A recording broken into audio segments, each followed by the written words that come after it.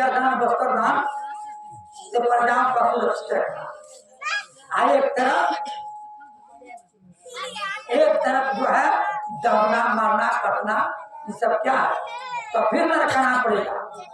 इसलिए कहा गया कि तुम बड़े पद पा सकते हो, बड़े पद पा सकते हो, भक्ति में चूक जाएगा तो बड़े पद मिलेगा, लेकिन क्योंकि भक्ति का नाश नहीं होता, मिलेगा तो पद पा करके भूलना नहीं चाहिए। सेवा करिए, सेवा से आपको मेवा मिलेगा, यानी आवागमन से आप छूट सकते हैं, अलावा कोई उपाय नहीं।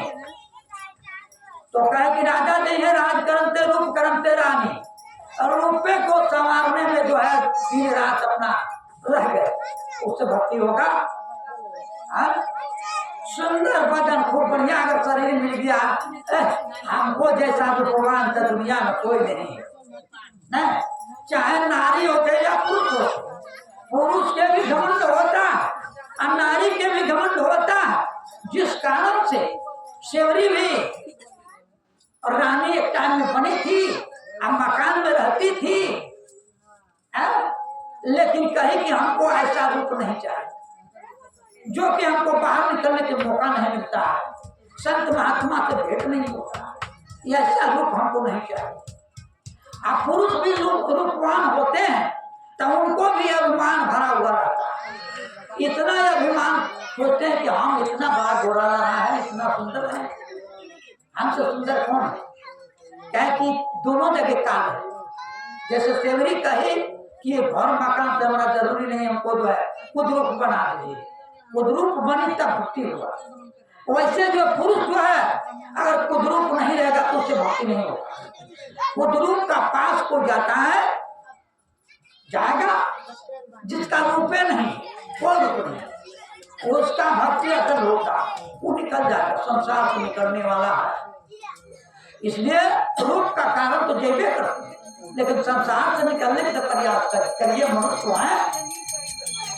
आप देखिए जोगी क्या करते हैं, योग जो करते हैं वो योग में भूला हुआ है, साधना करने का लिए योग करते हैं, ध्यान करते हैं। जोगी चाहिए, जोगी चाहिए, जंगल चाहिए बड़े बड़े ज्ञानी। इस धरती पर नौ मालूम की कितना ज्ञानी बड़े बड़े आए, अब बलवान आए, अब सबको जानना पड़ेगा। तो क्या हम लोग कौन खेत का मूली है, हम लोग तो जाएंगे। तो अच्छा कर्म करना चाहिए कि नहीं करना चाहिए, अच्छा कर्म से अच्छे जगह मिलता है। इसलिए कबीर साहब ने कहे कबीर सुनो भाई साधु, कौन जाता है, कहे कबीर एक संत न जाइए, एक संत जाइए जाको चित ठारानी, चित मोन बुद्धि जिसका भक्ति में टिक गया। भक्ति क्या है, भक्ति बड़ी कठिनाई होता है। आप लोग जानते हैं कि चार राम का भक्ति होता, लेकिन नियारा के पास पहुंचे हैं, नियारा को देखे हैं उसको तो देख नहीं सकते हैं।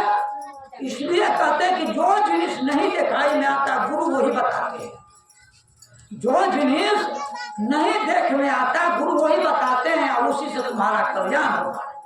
बोध सागर में कहे हैं निह तत्व जो पाव ही मिटे सकल अंदेश, अनिह तत्व पाव जाने बिना घट ही में प्रदेश।